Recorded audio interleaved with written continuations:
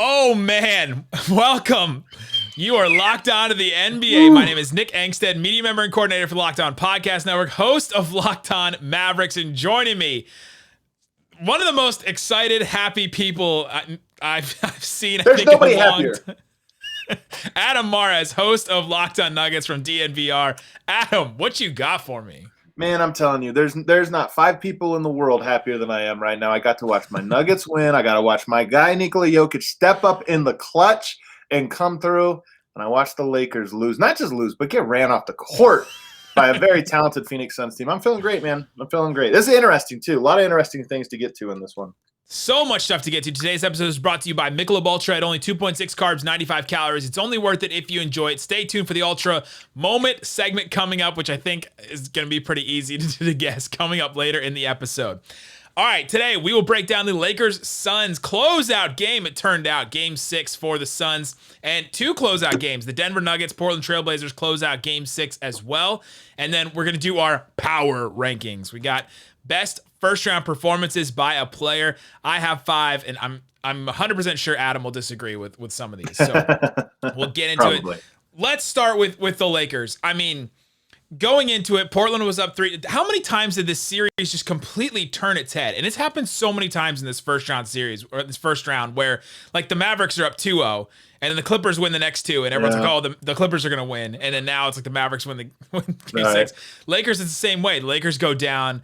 First game, you're like, oh, dang. And then they come back and win. They're up 2-1, and you're like, oh, dang, the Suns are out. And now it's like back and forth. So the Suns are up 3-2 going into this one. Drummond is out of the starting lineup. That was kind of a big deal because everyone was saying that, well, they have to keep Drummond in there for politics reasons and all that. Obviously, the big news was Anthony Davis, whether he was going to play or not. And honestly, this game came down to Anthony Davis going in there, trying to play, and then the Lakers basically wasted the 5 minutes he was in the game, and then the 3 minutes of shock afterwards. It kind of felt like it wasn't an injury like Gordon Hayward, but remember when Gordon Hayward went down and the Celtics were just in shock for the next 5 minutes, and they lost that game when Gordon Hayward completely went down. It felt like that for the Lakers, and it kind of came down to that. And the whole series came down to that. I mean, let's be honest. I think that had Anthony Davis been healthy, I think this would have been a 6 or 7 game series and really kind of a coin flip. I mean, the Lakers fully healthy. I think the Lakers are the best team in the NBA this year. But obviously they had their issues, especially with Anthony Davis. And you hate to see him. I really applaud him for going out there and giving it a go. I mean, clearly he wasn't healthy enough to do this, and if it didn't happen 5 minutes into the game, it would have happened 5 minutes later or what have you. So you feel really bad, and you're right that, the Lakers just didn't have an answer for that. It's funny because coming into the playoffs, and even when Anthony Davis went down, you thought, well, LeBron James, he's still good enough to do this. He's still got all that. I got to say, he got injured, and it's tough this year, but he's only getting older. And the LeBron James that we saw since he returned from injury, not sure he is actually anymore the player that can carry a team like that. Not out west. So, I feel bad. I honestly feel bad for Lakers fans. I feel bad, obviously, for Anthony Davis because you don't like to see him go. No, I do. No. I feel bad for Anthony Davis. Like, I don't like to see him go down like that. But the Phoenix Suns, without Anthony Davis on the court, significantly better team, and it played out over these last 2 games. Yeah, it came down to Anthony Davis. And do you have any take on the discourse of, like, Charles Barkley was calling Anthony Davis street clothes, and everybody, makes fun of Anthony Davis for all the injuries, and then he goes out there and he really goes out there, tries to give it an effort. The doctors cleared him, I guess, to go out and play, and then he gives it an effort, he gets hurt again, and then it's like, oh, Anthony Davis is just this injury-prone No, man, I mean, here's the thing. It sucks. Like, the injury-prone label, what can a person do about it? I mean, your body either works or doesn't, and so obviously my opinion of that is I think it was pretty gross of Charles to say that. He probably would take that one back. And I don't even like talking about a player saying, oh, they're an injury prone, this or that. Like, groin strains happen, and they're happening more and more in the NBA, especially for big guys, because big guys now have to cover so much room laterally, and that's where you really put the strain on those adductors and abductors and all the groins and everything. So, I just feel bad for him. I really do. I don't think he had been healthy for the last few years, more or less until this season. It's just bad luck, man. It's just bad luck. But the NBA is full of this. Like, this happens all of the time, and usually people overlook it for whatever reason, but it happens. So the Lakers are down. It's all about the Lakers in this. Even though the Suns, we'll talk about the Suns are a legit team and they went and they won this game. They took this game, but still, Suns were up 36-14 at the end of the first quarter. Like 14 points in a quarter. It was over. You were right. It was over once Anthony Davis went down. It was over. Yeah. Like the 5 minutes after that, the game was honestly. You looked at that score, you looked at the game and the way how it looked, and you thought, "There's just no way." Phoenix is a good team. Part of me, we've talked a lot about the Lakers, and we can continue to talk about what it means for them and all of that. But the thing about Phoenix is they pass the ball well, they shoot the ball well, they defend well. They're high IQ players. They cut well. They share the ball. They have star talent in Booker, by the way, who we haven't even mentioned his name. It's the first mention of him tonight, and he was absolutely dynamic, going for 47 points, including 8 3-pointers, 8 of 10. Like, they have stars. They have role players. They have guys that buy in. They have leadership. That's a great team. So saying that the Lakers weren't able to overcome, this or that's not like they lost to some scrub team. Phoenix is great. Oh, yeah. And this season, it's going to come down to who's solid and decently healthy, right? Especially in the West. It really might.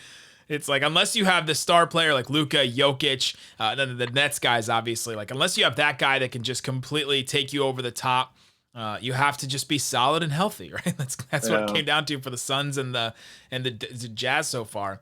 But yeah, Phoenix in the second quarter get out there, their largest lead, 48-19 in the second quarter, just a huge margin. And then the Lakers go on a little bit of a run there. And in the third quarter, the Lakers find something new. They decided to go real small. They were playing Gasol a lot. Drummond didn't play at all in this game. Did not play a single second in this game. And Marc Gasol only played 17 minutes in this one, and Montrezl Harrell played 8 minutes in the first half, I believe. And so the Lakers decide to go small. They decide to trap Booker, and then they started going on a little bit of a run. And that's when people started turning the TV back on and started to check back in. And great third quarter, yeah. But they basically just were giving the Lakers fans false hope because they just couldn't do it. This team just doesn't have enough shooting to be able to come back, and the Suns have too much shooting, like you said. They're just too solid, and there was a couple possessions in the end, in the fourth quarter, where the Lakers were starting to come back, and they were starting to make a little run. It was about 6 minutes and 43 seconds. Chris Paul takes the ball and just gets a little three over to the right for Bridges, and then hits a long shot himself. And it's just this calming force that Chris Paul and veterans like that bring. And he righted the ship for him right then, and then it was kind of over after that. It's funny, if you look at the playoffs, especially in today's NBA, because I feel like today's NBA, there's more information, there's more skilled players of this or that. The Lakers were a team that had two players that were absolutely essential and a bunch of other players who were great, but they were designed to fit around those two guys. You couldn't lose LeBron, you couldn't lose Anthony Davis, but you could have probably lost one or two of any of the other guys because those guys were all there to defend, shoot, space, and it was very simple. Whereas some teams are built a little bit more like, okay, you lost this guy, we're flexible. We're a flexible team. We can now become a little bit more defensive oriented or whatever.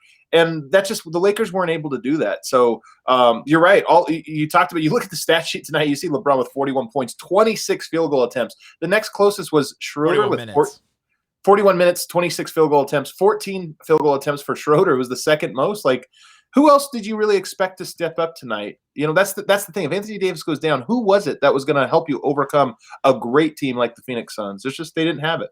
I mean, especially with Alex Caruso out with that ankle injury. I mean, as soon as he went down, I was like, man, this is over, right? And even look at Montrezl Harrell tonight. He can't come in and save him. And look at Montrezl Harrell tonight, 8 minutes, a minus 16 in those 8 minutes. And this is what I mean. They just had no answers. Like, who are you going to go to? And it's wild, man. It's wild. Montrezl Harrell, I'll tell you what, if there's one guy that might have to put his foot in his mouth, he really talked some trash about the Clippers and try to dance on their grave when they fell down 0-2. It has been all downhill since he sent those tweets for him. And, he better pray Dallas closes them out or else he might end up looking, he might look a little bad. Well, and if the Clippers lose to the Mavs, in Game 6 or 7 or whatever, Montrezl Harrell and Patrick Beverley may have to go try to find their own place. Oh no, you're right. Somewhere else. Both those guys are just getting ostracized. What do you think, though? Can I ask you what you think this means for the Lakers? Because LeBron has now been with the Lakers for 3 years. We all throw away that first year because it was a little weird, Lonzo Ball and Ingram, and then he gets injured. And I mean, even if he didn't get injured, I don't think they were winning the title that year. They probably make the playoffs, maybe even win a round or two, but title contender, probably not. Then you win the title. Now you're bounced in the first round. LeBron's getting older. It's wild to think that we're 3 years into this experiment and yes, there's a championship, so you can't call it a failure, but I don't know that you can call it the success you pictured when he went west. You have to cap it. There's so many like expectations, and then you don't meet it. But there's certain reasons. Like we just said, if Anthony Davis was healthy, they probably would have won this game. They probably win the whole thing, man. Right, honestly. they probably would have won the series and then gone on. Like this season is going to have so many butterfly effect moments in it. Maybe not necessarily out east because it seems like the Nets are inevitable. Now maybe if one of those big three goes down, then all of a sudden that's a big moment. But in the West, there's so many butterfly effect moments where it's like, okay, what would happen if like Kristaps Porzingis doesn't hit a three at the end of Game 5, and the Clippers actually win that one and go up 3-2. Or what would happen if Donovan Mitchell can't come back or he whatever, and then the Grizzlies go on to win or whatever. Like there's just so many different things that could happen. But for this Lakers team, I think you have to qualify it, but they're not this juggernaut. We're not going to talk about them and look back on them as this, they were this dominant team of that era. We're going to look at them and say, they got that one championship. And then, I don't know, could they come back next year? Are you expecting them to come back next year and be the favorite? How do they retool this team? If history tells me anything, they're probably going to get at least one more superstar. So they'll probably end up being fine. But in all seriousness, though, LeBron James just being at the age that he is, the injury he got was pretty much a freak injury, but you also just wonder, man, those injuries start to add up the older you are. And I hope for the league's health and that he is healthy and for his sake, because I think he has been more or less a very good ambassador for the game and, a great star. But at some point, man, this stuff happens quick. And this was a year where you thought, okay, he's still the king. He's still on top. But, that just wasn't the case tonight. He couldn't get it done against this Phoenix Suns team. And I don't know, man, we'll have to wait and see, but it's certainly at this very moment, I'm looking at it and going, wow, one run during that bubble season, not to take anything away from it, but that was the one run they had it so far. That's wild. That is really interesting that they weren't able to do it in Staples either. They had to go do it out in Orlando. I'm not taking anything away from anybody with that though, but it's just weird. It's just strange because you're right. They didn't get the parade. They didn't get the home crowd, the confetti, any of that stuff. Well, if any team's fan base could like spare a parade to go to, right? Like they're gonna be okay, right? Like, yeah, they got theirs. They're gonna be okay. All right, let's talk about the Michelob Ultra moment of the week. Let's just start batting a couple around. Throw out a moment that brought you joy, happiness, enjoyment. What was the biggest? I mean, obviously, I think for you, it's the Nuggets, winning and closing out. No, but there's even better one. I think we have to give it to, and we probably are going to talk about this guy later on. Trae Young taking a bow in Madison Square Garden. What a playoff debut for him. And for him, here's how you know you're a great player. When you can go into a place like Madison Square Garden where there's a rabid fan base, put them out in 5 games, like really kick their butt, and then bow in a way that they all respected. Like Knicks fans hate Trae Young, but damn it, do they respect him. That was an incredible moment. The bow, the trash talk back and forth. The game 1 where he just starts really going off, and you're like, oh dang, this could really come back. This could come back to bite him really bad, and then it just didn't, and he was able to just overcome all that. That is absolutely a great moment. Yeah, I mean the Mavericks, I think was probably a pretty good moment, winning game 5. I think there's probably a couple other. The Suns win, I think, for a lot of people, because there are, for as many Lakers fans as there are, and there are many, they come in droves online, but there are just as many fans that hate the Lakers. I think this Lakers team getting bowed out, the fact that I think we had Ben Golliver tweeted out a video of LeBron just leaving the court without shaking anybody's hand or anything. Like, I think that moment right there probably gave a lot of people enjoyment. Yeah, that's wild. I'll give him a little bit of a pass right now, but I'm curious to hear his post game commentary. I'm curious to hear all that, because that definitely not a great look. But like I said, I'll wait. I'll wait and see what happens there. Go check out the other tons of exciting Ultra moments with the hashtag Ultra Moment. It's only worth it if you enjoy Michelob Ultra, 2.6 carbs, 95 calories. We'll talk about the Portland Trailblazers, Denver Nuggets series coming up. All right, Adam, let's get into the Denver Nuggets. Close out the Portland Trailblazers. This one, Michael Porter Jr. goes off in the first quarter. You never hear from him again. And then the Nuggets just pulled this one out. They did, man, and they did it behind their superstar MVP, soon to be named MVP. By the way, I hope I hope soon. Like they're getting through the awards here, and I hope they get through it soon. Like I was sweating it out, to be honest, here as a Denver fan. If Denver fell behind in the series and then he had to get the Dirk, hey, I know you're bounced from the playoffs, but can you come back to receive? Like I was starting to sweat it. I'm not going to lie. But Jokic in this series was just absolutely brilliant. The Nuggets got down big in this game. You mentioned Michael Porter in the first quarter. He had 22 points. I believe, was it 6 3-pointers in the first quarter alone? Just absolutely on fire. We've been waiting for a Michael Porter moment in this playoffs. He had it tonight. But it all came at once in the first quarter. Yeah, right. And all his points came in the first half, too, by the way. 26 points total, and all of them were in the first half. And, one of the stories... Sometimes you need that. Oh, good. Yeah, sometimes you need that from a team. You just get a role player that gets hot, and then you have your superstar carry you the rest of the way. No doubt about it. If I could break down the series now that it's over and kind of just give Jusuf Nurkic was so important to Portland Trailblazers. He provided defense against Jokic. Neither of these teams good at all defensively. Trailblazers are a little bit worse. I think the 29th, second worst defense in the NBA this year. And when Nurkic was on the court, they could get just enough stops on Jokic, make it just hard enough that they could outgun him with great play from Damian Lillard and Norman Powell. And but when Nurkic was not on the court, they were getting absolutely smoked. And in this game, Nurkic avoided foul trouble. He fouled out in games 2, 3, and 5, all Denver Nuggets wins. In this game, he avoided foul trouble until the third quarter, where he picked up all of his fouls, just one after the other after the other. He goes out late in the game. They have to switch him off of Jokic in fear of him, fouling out again. And then, interestingly enough, Michael Porter has closed every game in the series until tonight. Instead, Michael Malone elected to go with JaMychal Green down the stretch, who grabbed some big boards, hit some important free throws. But more importantly, Portland had been hunting Michael Porter in the clutch. It was their go-to offense. Try to get Michael Porter switched out onto Dame and let Dame time begin. Tonight, you have JaMychal Green on the court, who's a competent defender, and I think Portland only 14 points in the fourth quarter, and I think they were a little bit lost. Our game plan was to go at Porter. Now what do we do? And so they got stuck in the mud, only 14 points in the fourth. Jokic took over in the entire second half and was magnificent. MVP caliber, 36 points, 8 rebounds, 6 assists, and just dominated down the stretch to put this one away.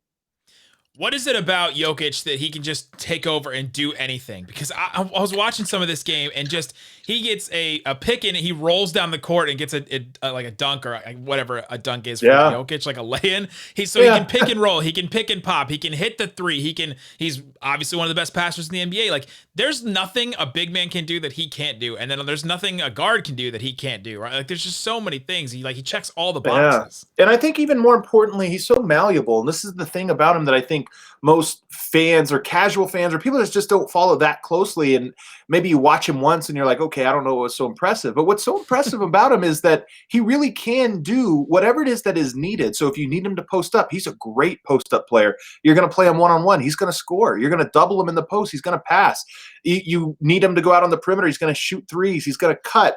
In this series, one of the ways Denver really drew fouls on Nurkic was rather than just post him up, they ran him off of pin downs and double pin downs, and he catches the ball on the move and makes a move as if he was a guard or a wing or something. And, for a center having to fight through screens and then guard a guy on the move, that's just so hard. And so pick and roll, you can use him as the screener or as the ball handler in pick and rolls, Denver does often. So he's just so dynamic. And if you watch it once, maybe you don't appreciate it. But when you watch it all the time, you'll see one night he's down in the post. The next night he's running point from pick and roll. And next night he's a slasher. And it's amazing to watch. Tonight he had 27 points in the second half alone when it was winning time. He goes 9 of 15 from the field, 8 of 8 from the free throw line. He was so dynamic that as the series went on, he figured out Portland. And, there's just nothing they could do about him. Portland, man, what do they do now? Because people are talking about blowing it up. I mean, you saw Kendrick Perkins was like, hey, go play Dame, go play with the Lakers and the Celtics. Like, okay, cool. I hate that we do this at the funeral, right? Like Portland just lost. Their fans are feeling the worst. And here we are saying, you know what? Portland doesn't deserve you, Dame. Go to the Knicks, go to the Lakers. Like, come on, man. Let them grieve. Let the people grieve in silence. See, I would argue you just pile it all on at once, right? just wait. The free agency's not until like August 2nd this year or something like that. Right. Like just pile it all on now. They'll get over it by then, and he'll stay. That's funny. Yeah. But he's had some incredible games in this series, and some of them in losses. This one not necessarily his best game, but he just didn't get the help. He just didn't get the help that he needed. And what do they have to do? Do they make a move? Well, I mean, honestly, you do get the sense that this might be the end of an era for Portland, and I don't mean that with Damian Lillard, but you look at Terry Stotts. Yeah. Does he come back? Do you feel like after I think Portland has been knocked out in the first round now 4 years in the last 5 or 4 seasons in the last 5 seasons? So, I don't know. Maybe you look at that. Yusuf Nurkic after the game had some really interesting quotes, basically alluding to the fact that he's not a guarantee to come back and that maybe his agent, maybe it's time to move on or what have you. So it might just be a team that's ready to try something else. I would hate to see Damian Lillard leave. I love what he means to the city of Portland, and I love what he means to the NBA as this sort of star that has been in that one place. But all of it's it feels like at least all of that is on the table right now. The one thing I'll say about the team from a roster construction standpoint, Norman Powell, good defender, not great. Nurkic, good defender. McCollum, offensive player. Lillard, offensive player. Carmelo Anthony, offensive player. Anthony Simons, offensive player. They just didn't have a lot of two-way guys. They had a lot of one-way guys, and I mean, they really were as bad defensively as advertised. Yeah, they had their full complement of players though, and Terry Stotts still couldn't figure out a way to get this team to work or even play decent defense. I guess some of it is personnel, like you said. Your co-host, I think all of it. I think all of it is personnel. To be honest, I don't know that you can build a great defense. Like I said, when Nurkic was on the court, they did enough. But yeah, and it's funny. Here's one thing I will tell you about this series: the Lakers last year had Anthony Davis, JaVale McGee, Dwight Howard. They had guys that they could throw at multiple bodies, and they needed that. And I wonder if teams now I wonder if Jokic is the caliber player where you look at it and you go, can you go into the playoffs knowing that you're not going to, but you might match up with the Nuggets. And if you do, you need to have at least two bigs because Portland had Yusuf Nurkic. And even though Jokic cooked him, it was like, okay, at least you slowed him down and nobody behind him. Rondae Hollis-Jefferson was playing center at the end of the series because Cantor could not get it done. I mean, he was getting smoked like he wasn't even there. So Rondae Hollis-Jefferson was there. And I wonder if going forward, any team that considers themselves a contender has one token backup big who's only there for one series and for one player. Oh, that's the Eric Dampier Memorial roster spot right there. Exactly, 100%. That's a great one, man. It's definitely Eric. Maybe it could be Eric Dampier, to be honest with you. What is he doing? He's probably not doing anything. Yeah, man. So your co-host at Locked On Nuggets, Matt Moore, said it's insane the Blazers didn't win that series. He said that on Twitter. It to me, kind of right. Like they're missing Jamal Murray, and the Blazers just couldn't take advantage of it, and it seemed wild to me.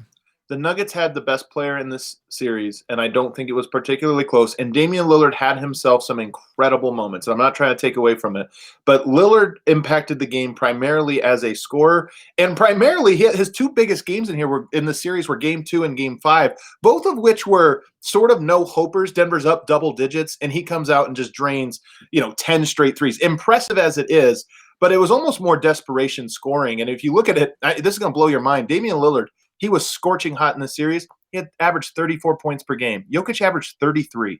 Think about that. Man, Jokic averaged almost identical. He scored Lillard scored 55 in a game in this series. Like what? Jokic scored 6 fewer points than Damian Lillard in this entire series. That's just wild, man. Yeah, that the averages are so close, yet Lillard had that 55-point game and all that. Man, that's absolutely wild. All right, coming up, we're gonna get into some of these incredible performances, like the Damian Lillard game, like Ja Morant, like Jokic for sure will come up in here. We'll talk about that and get into our power rankings coming up. All right, Adam, let's do our weekly power rankings. The best first round performances so far, by the way, recording this real late Thursday night on June the 3rd. So a couple of games still have to be played in the first round. Not many, but a couple. Yeah. Number 5. I went back and forth. Okay. I was going to say, are you going to do honorable mentions here? Or are you going to go straight into the list? Let's do the honorable mentions. I'm throwing all the play-ins in the honorable mention because I don't know where to put them. Tatum, 50 points in a play-in game against Washington to advance. That one was huge. Ja Morant, 35 points against the Warriors to advance. Jonas Valanciunas had 23 and 23 in the play-in against the Spurs. They advanced the first time. LeBron had a triple-double against the Warriors to advance in that crazy, awesome game. I mean, it was, honorable mention. Maybe not honorable. Sure. Maybe just a mention. Just to mention, sure. Another honorable mention: Durant, 42 points in Game 4 in a win against the Celtics. I'm not putting it in there. I'm a little surprised he's not in the top 5, but you know what? I'll hear the case. Okay. There's too many. There's too. But he went 3 of 3 from 3 and 11-11 from the free throw line that game. Man. Okay. All right. Number 5. Wait, I have one more that I know is not going to be in your top 5 that I have to put on this list. It's a little bit of a shocker. You ready for it? Is it Jokic? Dillon Brooks. Yeah. 26 points per game in the playoffs. He shoots 50, 40, 80 splits in his first playoffs, man. That's a great debut for the young fella. That's a really good one. He deserves it. Shout out to Memphis. He's the reason they win and the reason they lose. But yeah, shout out to them. They did win that one game. So that is so true. Shout out to. All right. Number 5 for me, Devin Booker in this closeout game. 47 points, 11 boards, 8 of 10 from 3. Just incredible. Oh, wait. Are you giving? So this is just single game performance. Single game. I'm going single game. Oh, I got you. Okay. All righty. I was mistaken. All right. Yeah. Single game. So and Dillon Brooks, I think that game 1 would have counted, but. Okay. Sure. Yeah, it was great. Devin Booker in that closeout game 6 against the Lakers. That one was absolutely massive. There's too many. Like there's just too many performances. But that was number 5 for me. Number 4, Ja Morant, 47 points in a loss. I thought that game was just so awesome from Ja Morant, just to come out against the Jazz, who are just this well-oiled defensive machine and all that, and to be able to put it like the way he was taking it to Gobert in that game. Just was an incredible performance to me. Took him to another level. He seems like he's a budding star, which we already know. Yeah, absolutely. That one for sure. Number 3, Damian Lillard, 55 points in the loss to the Nuggets. That game was just absolutely incredible. Just to watch. Man, number 3, I guess because it came in a loss, but we've seen Steph Curry get that hot. I've seen Klay Thompson get that hot. I'm not sure I've seen anybody else get that caliber of hot just from 3, because they were all the same shot, 3-pointers, deep threes, and he hit 9 in a row. I mean, my goodness. I can argue number 2 on this list in 3 to flip 2 and 3 and put Lillard at 2. But yeah, that Lillard game was wild. One of the best games we've seen this year. Jason Tatum, 50 points in a win against Boston, against Brooklyn, because it's against Brooklyn. The only game they won, he had to dig deep for that one. They don't play any defense, but okay, I'll take it. I'll allow it. But they won, right? Like they won that game. They're supposed to get swept. That team was awful. Tatum was good. Celtics team. Mm-hmm. Number 1, no surprise. Oh my goodness, full homer. You're doing power rankings just like I do. I'm going full homer on this one, but there's a reason. Luka Doncic, Game 5 win, 42 points, 8 boards, 14 assists. The Mavericks were everyone thought they were out of it. The Mavericks won the first 2 games, Clippers won the next 2 games, and they got destroyed in Game 4, and everyone was just down on them. And then Luka came out and just had one of the most incredible games I've seen. And yes, it is. I'm biased. I am the host of Locked On Mavs, but I thought that was a gut check win for Luka and the Mavs, and I just thought that he took it to another level. And now some people are saying, is he the best player in the playoffs right now? And I'm not going to argue with any of them. I'll tell you what, man. He pulls this off tomorrow night. He probably has a case. He play a pretty clear case for at least in the first round. Yeah, man. What I think is cool is when you get great young players, and we saw this last year. Like he stepped up in the playoffs last year. But sometimes you just want to know: can you get over the hump? Can you do what everybody picks against you to do? Can you overcome even the expectations, which were admittedly lofty? And being up 3-2 right now on a team that features 2 superstars, Paul George and Kawhi Leonard, and by the way, 2 guys that if you just went and said, who are guys that can guard Luka? It wouldn't be – there's not a lot of names you would put ahead of Kawhi Leonard and Paul George. So the fact that he's been able to just be completely and utterly unbothered by whatever it is the Clippers are trying to do to stop him is pretty amazing, man. That kid really is special.